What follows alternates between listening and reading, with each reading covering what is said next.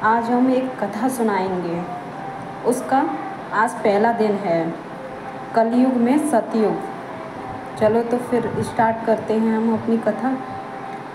सतयुग उस समय को कहते हैं जिस युग में अधर्म नहीं होता, शांत होती है, पिता से पहले पुत्र की मृत्यु नहीं होती, स्त्री विधवा नहीं होती, रोग रहित शरीर होता है, सर्व मानव भक्त करते हैं, परमात्मा से डरने वाले होते हैं, क्योंकि वे आध्यात्मिक ज्ञान से सर्व कर्मों से परिचित होते हैं।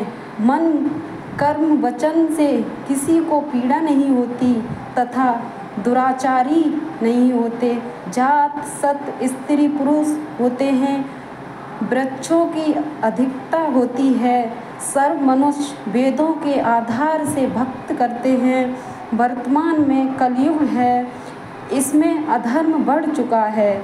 कलयुग में मानव की भक्त के प्रति आस्था कम होती जा रही है, या तो भक्त कहते ही नहीं, यदि करते हैं तो शास्त्र विद त्याग कर मनमानी भक्त करते हैं, जो श्रीमद् भगवत गीता अध्याय 16 श्लोक में वर्जित है, जिस कारण से परमात्मा से जो लाभ वांछित होता है वह प्राप्त नहीं होता। इसलिए अधिकतर मनुष्य नास्तिक हो जाता है। धनी बनने के लिए रिश्वत, चोरी तथा डाके डालने को माध्यम बनाता है, परंतु यह भी धन लाभ की न होने के कारण परमात्मा के दोषी हो जाते हैं तथा प्राकृत कष्टों को झेलते हैं। परमेश्वर के विधान को मानव भूल जाता है कि किस्मत से अधिक प्राप्त नहीं हो सकता। यदि अन्य अवैध विधि से धन प्राप्त कर लिया तो वह रहेगा नहीं। जैसे कि एक व्यक्ति अपने पुत्र को सुखी देखने के लिए अवैध विधि से धन प्राप्त करता था। कुछ दिनों पश्चात उसके पुत्र के दोनों गुर्दे खराब हो गए। जैसे जैसे करके गुर्दे बदलवाए 3 लाख रुपए खर्च हुआ। जो धन अवैध विधि से जोड़ा था वह सब खर्च हो गया तथा कुछ रुपए कर्जा भी हो गए। फिर लड़के का विवाह किया। 6 महीने के पश्चात बस दुर्घटना में इकलौता पुत्र मृत्यु को प्राप्त हो गया।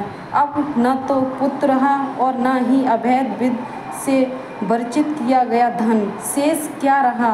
अवैध विधि से धन संग्रह करने के लिए हुए पाप जो अभी भोगने शेष हैं, उनको भोगने के लिए जिस से पैसे ऐंठे थे उनका पशु गधा बैल गाय बनकर पूरे करेगा। परंतु परम अक्षर विवाह की शास्त्रानुकूल साधना करने वाले भक्त की किस्मत को परमेश्वर बदल देता है, क्योंकि परमेश्वर के गुणों में लिखा है कि परमात्मा निर्धन को धनवान बना देता है।